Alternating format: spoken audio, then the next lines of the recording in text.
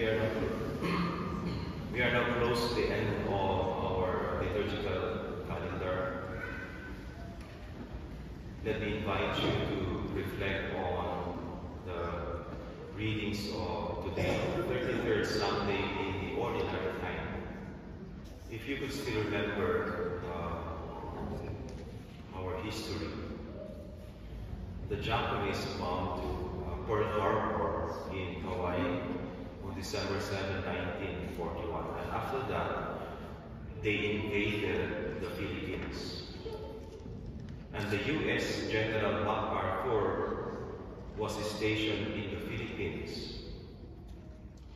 And when the Japanese came and invaded the Philippines, he was forced to leave. And before leaving, his last words were, "I shall return."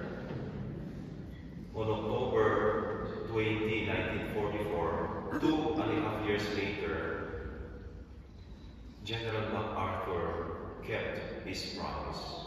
He landed on the island, one of the islands of the Philippines. Where is that place?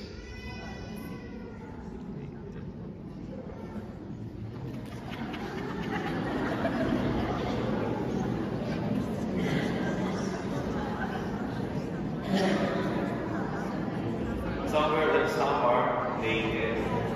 That is why there is the memorial statue of General MacArthur in Leyte. And when he landed on this island, he said, "I have returned." And this started the liberation of the Philippines from the Japanese occupation. If an ordinary human being can give a promise like this and fulfill it and do it, how much more the Lord, the Son of God, who promised us, "I am with you until the end of time." The first reading taken from the book of Daniel was written to give hope to the Jews who were experiencing persecution and suffering under the cruel Greek king Antiochus Epiphanes.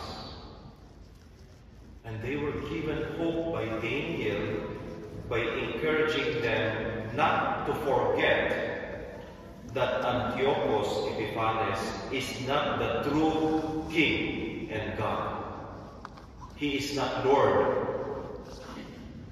And that this cruel king will also die. And Daniel encouraged them by saying, "The righteous will live forever, but the wicked will be punished." We find the same situation in the Gospel. Mark wrote this passage that we heard in the Gospel during the time when the early Christians and the early followers of the disciples of Jesus were experiencing persecution and suffering under the Roman Emperor Nero. And he wrote this message to give them hope. He reminded them that their suffering is not permanent. This will pass. And we hear one of the most beautiful words from the Scriptures. Memorize away. Heaven and earth will pass away, but my words will not pass away. The invitation to us now is to remember this promise,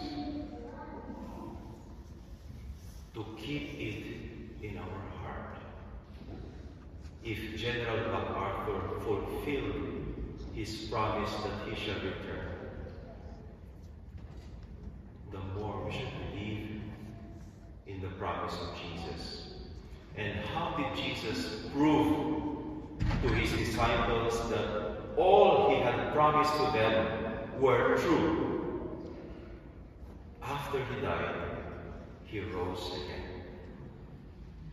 And it was only after the resurrection that the disciples had seen the bigger picture of what they were doing, of what their life is all about. And so they kept the hope in their hearts, even in the face of suffering and death.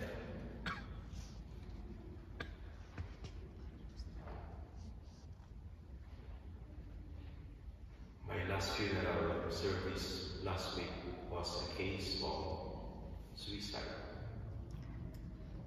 A Filipino nurse, 37 years old. And the funeral mass is still in my mind.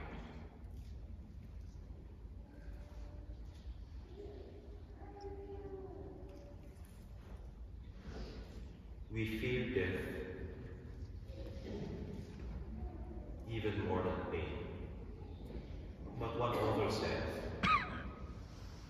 it is strange sometimes that we fear death. Have you thought about this?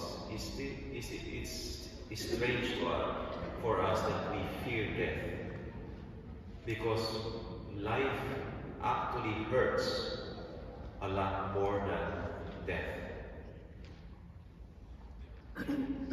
In fact, at the point of death, the pain is over. Well, this is a depressing way to look at our life. Seeing life as a pain rather than as a gift. No wonder why today suicide rate in the world has gone up in the last decade. So after that funeral service, I was reading a report from the World Health Organization. Suicide remains one of the leading causes of death worldwide. Every year, more people die as a result of suicide than cancer, than HIV, than war. In 2019, more than 700,000 people died by suicide. Meaning 1 in every 100 deaths is by suicide. When we see our life as a pain rather than as a gift, and when we could no longer bear the pain, then death is the solution to all our pains. Let me leave you with this message from Father Gian Pietro Paoli. I think he's Italian. I hope this could give us a little encouragement when you are going through challenges and pains and struggles in your life or depression. When we go outside after the dark, we initially feel confused, disoriented and frightened. But if we stay in the darkness, something marvelous happens. We can see the stars. We see beauty which is billions of miles away, which only the light reveals. In the same way, in the darkness of our life, and even in our faith, we begin to see as God sees. We begin to see light, the stars. Hope is being able to see light despite darkness. And the one beautiful thing about hope is that we can share it to others. We can give it to others. this Mass. Give hope to your friends who are struggling. Share some light and hope.